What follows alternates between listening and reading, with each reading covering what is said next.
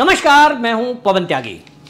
असम के मुख्यमंत्री हेमंत बिस्व शर्मा बेबाकी से अपनी बात कहने के लिए जाने जाते हैं। जिस तरह से योगी आदित्यनाथ अपनी बात सीधी तरह से करते हैं, बिना लाग लपेट के, इसी तरह भारतीय जनता पार्टी का यदि कोई दूसरा मुख्यमंत्री इस तरह से बात कहने के लिए जाना जाता है, वो हैं हेमंत बिस्व शर्मा। और हेमंत बिस्व शर्मा ने खुलेआम चुनावों के मद्देनजर कई बार ऐसा कह दिया है। जब उनसे पूछा गया कि आप मुस्लिम कम्युनिटी जो घुसपैठिए हैं उसके विरोध में इस तरह की खुलकर बात बोलते हैं, उन्होंने कहा मुझे मियाँ का वोट नहीं चाहिए। ये जो शब्द है ना, किसी भी राजनीतिक दल के नेता से आज से पहले नहीं सुना था जब हेमंत बिस्व शर्मा ने पहली बार बोला था। अभी क्या हुआ है, लोकसभा चुनाव की समीक्षा चल रही है। असम में भी ये समीक्षा हुई, कार्यकर्ताओं का एक सम्मेलन बुलाया गया और उस सम्मेलन में जो हेमंत बिस्व शर्मा है उन्होंने भारतीय जनता पार्टी को ये हकीकत बताने की कोशिश की जो उन्होंने असम में सर्वे कराया। असम में हेमंत बिस्व शर्मा ने सर्वे कराया और उन्होंने जो सर्वे में बात बताई है वो भारतीय जनता पार्टी संगठन और केंद्र सरकार को समझने के लिए जरूरी है। यही आकलन योगी जी का है, लेकिन अभी तक मुझे लगता नहीं है कि इस पर केंद्र सरकार या भारतीय जनता पार्टी संगठन ने गौर किया है। लेकिन हेमंत बिस्व शर्मा ने जो बोला है वो गौर करने लायक है। उन्होंने कार्यकर्ता के सम्मेलन में बताया कि जो कांग्रेस को वोट मिली है, कांग्रेस आपको बता दूं कि वहां 3 सीट जीत पाई है और 14 में से 11 सीट भारतीय जनता पार्टी ने जीती है। उसके पीछे हेमंत बिस्व शर्मा की मेहनत है।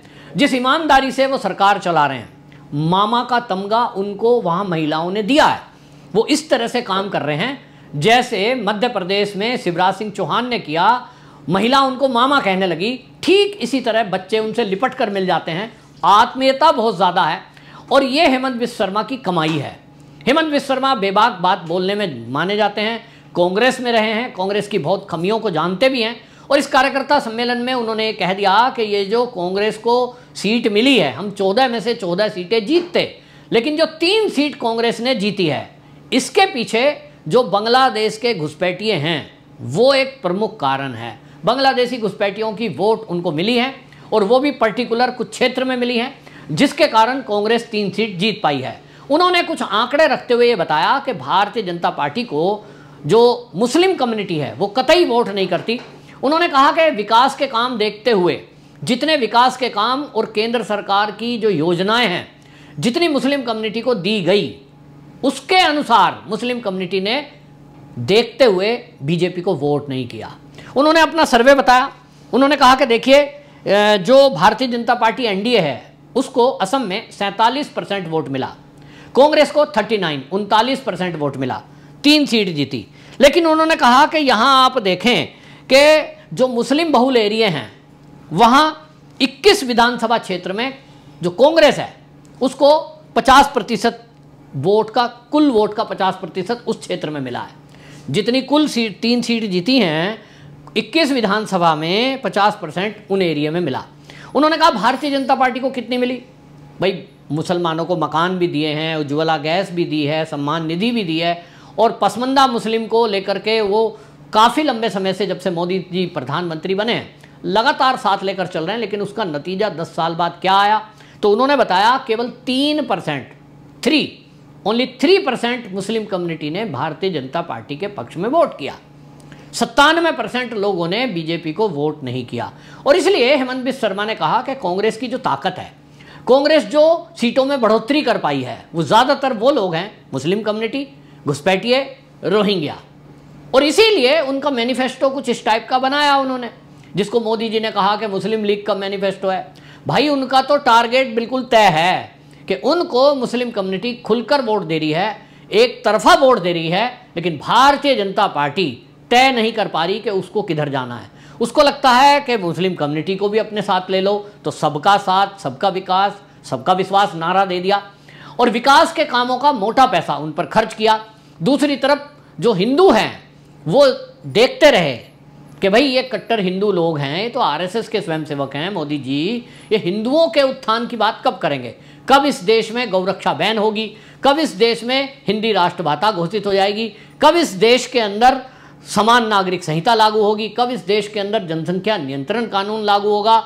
कब इस देश के अंदर मंदिरों से मुक्ति मिले, मंदिरों को सरकारी नियंत्रण से मुक्ति मिलेगी? कब इस देश के अंदर ऐसे कानून बनेंगे जिसमें स्कूलों में, विद्यालय में या तो गीता, भागवत गीता, रामायण पढ़ाई जाए, वरना स्कूलों में बाकी और धर्म की पुस्तकों को भी बैन किया जाए। ये सब समाज की मांग है, लेकिन मोदी जी दोनों तरफ चलना चाह रहे थे शायद एक बैलेंस बनाने के लिए। लेकिन हेमंत बिस्व शर्मा के जो आंकड़े हैं उस पर मैं आपको कुछ आंकड़े बताता हूं। हेमंत बिस्व शर्मा ने जो आंकड़े रखे हैं उसके अलावा मैं आपको बताता हूं जो पूरा देश के अंदर केंद्र में मोदी सरकार ने जो किया उसका आपको बताता हूं। जनधन योजना, जो जनधन योजना मोदी जी की लागू हुई उसमें 42%, बहुत बड़ी राशि है, 42% मुस्लिम कम्युनिटी को लाभ मिला है। उज्ज्वला योजना 37% लाभ मुस्लिम कम्युनिटी को दिया है। पीएम मुद्रा लोन योजना 30% उसका लाभ मुस्लिम कम्युनिटी को मिला है। पीएम आवास योजना फ्री में जो मकान मिलते हैं उसमें 35% लाभ मुस्लिम कम्युनिटी को दिया गया है। कौशल भारत योजना 23% ये लाभ मुस्लिम कम्युनिटी को मिला है। और जब मैं ये परसेंटेज बता रहा हूँ तो जो सरकारी आंकड़े कहते हैं कि मुस्लिम कम्युनिटी का परसेंटेज इस देश में 15% है, यानी आबादी 15% और जो योजनाओं का लाभ है वो किसी योजना का 23, किसी का 35, किसी का 30, और आप सोचिए कि जनधन योजना तो 42% तक है।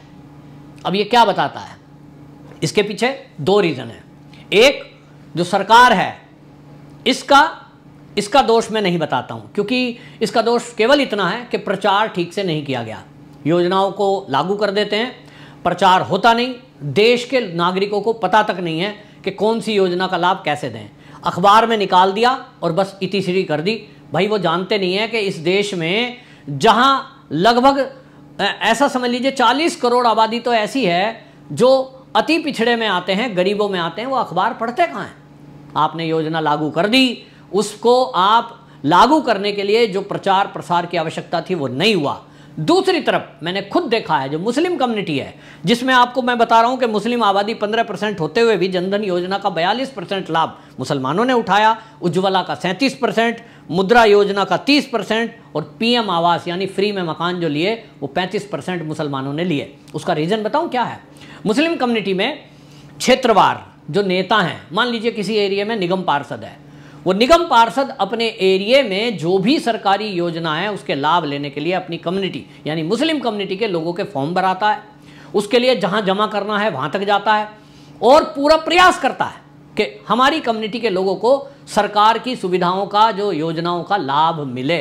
आप जान के हैप रह जाएंगे, प्रधानमंत्री कौशल विकास योजना मोदी जी जब 2014 में आए थे उसी टर्म में उन्होंने लागू कर दी थी। करोड़ों लोगों ने उसके तहत लाभ उठाया है और मैं अपनी आंखों से देख चुका हूं। कौशल विकास योजना में हेयर जो बार्बर होता है, बाल काटने वाला, बार्बर का कोर्स, टेलरिंग का कोर्स, गाड़ी का मैकेनिक का कोर्स, कंप्यूटर कोर्स, सिलाई मशीन सिलाई का कोर्स, ऐसे कम से कम 50 कोर्स होते हैं जिसमें सरकार 1 रुपया नहीं लेती, बल्कि जो बच्चा उसमें अपना कोर्स कर रहा है उसको 1000-2000 वो रुपए अलग से स्टाइफंड के रूप में मिलता है, आने जाने का किराया। अब उस कौशल विकास योजना को अगर आप उठा के देखेंगे तो टेलरिंग, बार्बरिंग और बाकी का जो काम है उसमें भी मैंने देखा है कि लगभग 70% जो लाभ है वो मुस्लिम कम्युनिटी ने उठाया है।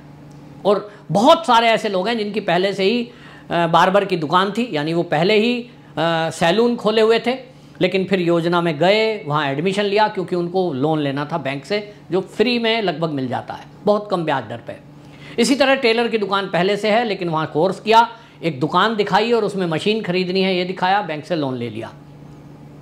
इसका लाभ उस कम्युनिटी ने लिया क्योंकि उनको दिलाने वाले लोग हैं। दूसरी तरफ भारतीय जनता पार्टी का इतना बड़ा संगठन, मैं नहीं जानता किसी भाजपा के कार्यकर्ताओं ने ब्लॉक स्तर पर, तहसील स्तर पर, गांव में इस योजनाओं को लाभ दिलाने के लिए अपने कार्यकर्ताओं तक को भी बताया हो, उनको लाभ दिलाने के लिए फॉर्म भरवाए हों, आयुष्मान कार्ड लोगों का बनवाया हो।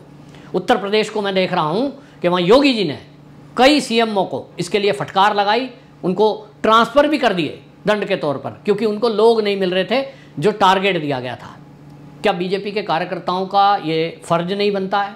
बीजेपी छोड़िए, सामाजिक कार्यकर्ताओं का ये फ़र्ज नहीं बनता है जो अपने को सनातनी हिंदू करते, क्या उनका फ़र्ज नहीं बनता है कि वो हर कम्युनिटी तक लाभ पहुँचे, उसके लिए थोड़ी सी मेहनत करें? गरीब आदमी को, अनपढ़ आदमी को नहीं पता फार्म कहाँ से लाएँ, कहाँ पहुँचाएँ।